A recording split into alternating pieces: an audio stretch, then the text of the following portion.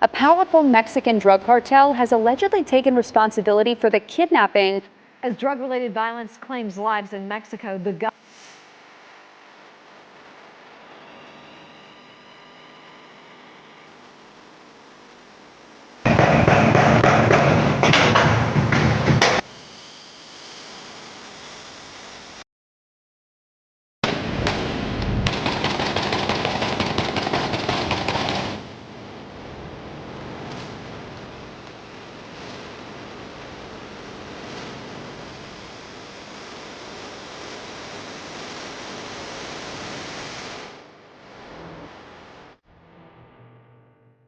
Kasus ini bermula dari satu kesalahan fatal, bukan salah strategi, bukan salah perhitungan wilayah, tapi salah menyentuh orang. Seorang Sicario CGNG diculik, tak lama kemudian ia dieksekusi. Dan dalam dunia kartel Meksiko, tindakan seperti itu bukan sekedar pembunuhan, itu merupakan deklarasi perang. Apa yang terjadi setelahnya mengubah Michoacán menjadi zona konflik terbuka dan menyeret CGNG dan Los Viagras ke dalam perang yang tidak bisa ditarik kembali. Dalam struktur kartel CGNG, posisi Sicario bukan sekedar orang bersenjata yang disuruh-suruh menembak lalu selesai. Mereka adalah ujung tombak di lapangan, wajah kekerasan yang benar-benar dijalankan. Seorang Sicario CGNG biasanya memegang beberapa peran sekaligus. Mereka bertindak sebagai eksekutor, orang yang memastikan perintah berujung pada hasil yang nyata. Mereka juga berfungsi sebagai penjaga wilayah, menjaga titik strategis, jalur distribusi, hingga kawasan yang sedang diperebutkan. Dan di dalam banyak kasus kartel, mereka dijadikan pengantar pesan kekerasan, bukan cuma untuk menghabisi target, tapi untuk mengirim sinyal ketakutan ke lawan, aparat, atau kartel rival. Namun, tidak semua Sicario memiliki nilai yang sama. Di antara ratusan hingga ribuan orang bersenjata, ada beberapa yang dianggap bernilai strategi. Biasanya mereka bukan sekedar patuh, tapi mereka punya loyalitas dan mampu memimpin unit kecil di lapangan. Mereka tahu medan, tahu cara bekerja cepat, dan yang paling penting, bisa dipercaya untuk misi sensitif. Sicario seperti ini sering diberi akses lebih besar. Bukan soal jabatan formal, tapi kepercayaan. Di dalam dunia hitam kartel, kepercayaan seperti itu nilainya hampir setara dengan senjata.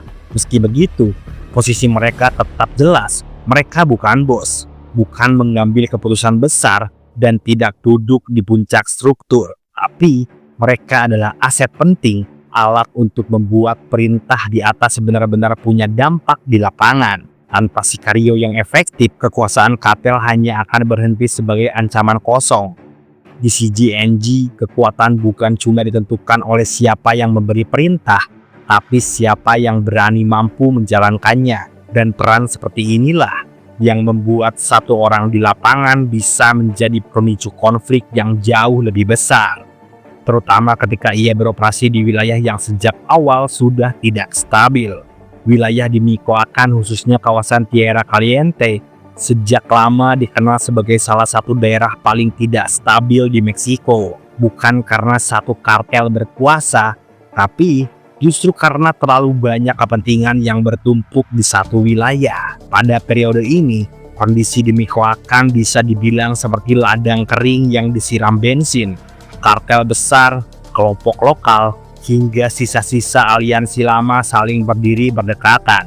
Jadi sedikit gesekan saja, situasi bisa langsung berubah jadi konflik terbuka. CGNG masuk ke wilayah ini dengan ambisi yang sangat jelas, yaitu kontrol penuh. Namun mereka tidak datang ke rumah kosong.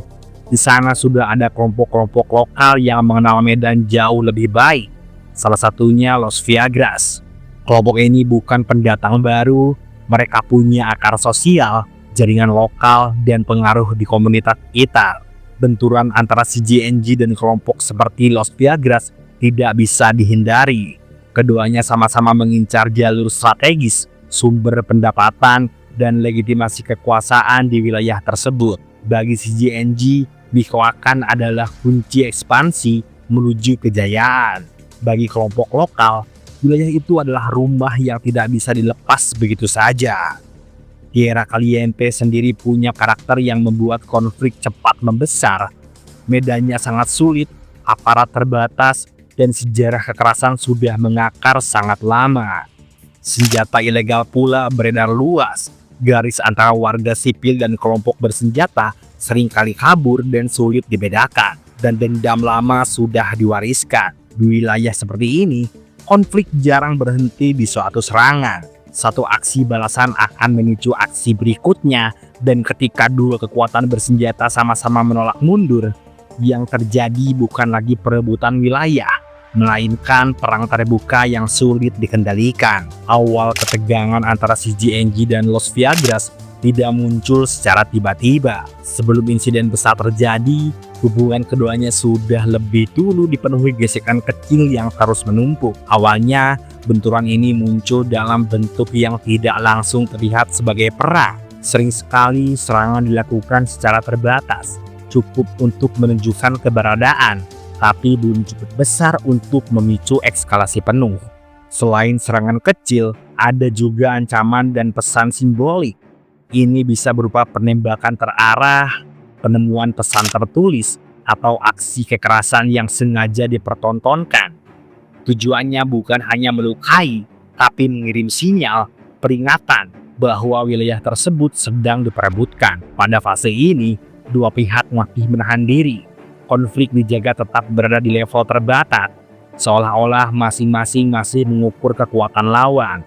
Situasi seperti ini umum terjadi dalam dinamika kartel, dan lebih koakan, fase seperti ini jarang bertahan lama. Garis itu akhirnya terlewati ketika satu aset penting menghilang. Penculikan sang Sicario menjadi titik balik yang mengubah konflik terbatas menjadi sesuatu yang jauh lebih serius. Sang Sicario tidak hilang tengah perang terbuka, melainkan di saat situasi masih berada pada fase tarik ulur kekuatan. Wilayah sedang panas, ancaman sudah beredar, dan masing-masing pihak sudah saling membaca pergerakan lawan. Di kondisi seperti ini, satu orang yang hilang bukan sekedar insiden, itu langsung dibaca sebagai aksi yang disengaja. Pertanyaan yang muncul kemudian, apakah penculikan ini bagian dari operasi terencana, atau hanya kesempatan lapangan yang dimanfaatkan cepat? Jawabannya, dalam dunia kartel, keduanya sama-sama mungkin. Namun, melihat profil sang Sicario, bukan orang sembarangan. Banyak indikasi bahwa targetnya sudah dipilih dengan sadar. Penculikan terhadap seorang Sicario bernilai strategis, punya makna yang sangat besar. Di struktur kartel, tindakan seperti ini jarang dilakukan tanpa perhitungan. Menculik aset penting berarti siap menerima konsekuensi. Itu adalah pesan langsung, bukan hanya ke individu, tapi ke seluruh jaringan. Seperti slogan petinggi kartel yang melekat dan banyak digunakan di narasi di film-film. Berani menyentuh orang kami yang berharga, satu organisasi harus membayarnya. Los Viagras mengeksekusi Sicario CGNG tidak dilakukan secara diam-diam. Cara dan konteksnya dirancang agar dibaca sebagai pesan terbuka, bukan sekedar penghabisan nyawa. Eksekusi dilakukan dengan tujuan simbolik, menunjukkan kontrol, dominasi, dan keberanian untuk melangkah lebih jauh dari konflik biasa. Bagi Los Viagras, pesan yang ingin disampaikan ini sangatlah jelas. Ini bukan aksi balas dendam spontan, melainkan pernyataan sikap bahwa mereka tidak gentar menghadapi CGNG dan siap menghadapi konsekuensinya dari tindakan ekstrimnya. Tindakan ini melewati batas yang selama ini menahan konflik agar tidak meledak, bukan karena satu nyawa hilang, tetapi karena pesan yang dibawa tidak ada lagi ruang untuk negosiasi atau tarik ulur. Dan di dalam dinamika kartel, pesan seperti ini hampir selalu memicu satu hal, pembalasan dalam skala yang jauh lebih besar.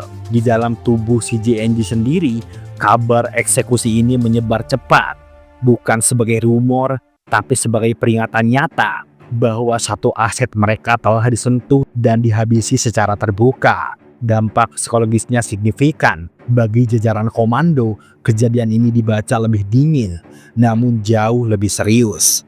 Ini bukan lagi soal kehilangan personel, melainkan tantangan langsung terhadap otoritas CGNG. Dan dalam logika kartel, tantangan seperti ini tidak bisa dibiarkan menggantung. Jika CGNG memilih diam, atau mencoba meredam konflik, itu akan dibaca sebagai kelemahan bukan hanya oleh Los Viagras, tapi oleh semua kelompok lain yang mengamati dari kejauhan. Dari sinilah narasi di dalam CGNG berubah. Ini bukan lagi soal mempertahankan wilayah kecil atau membalas satu insiden. Ini tentang memulihkan wibawa dan memastikan pesan yang beredar hanya satu.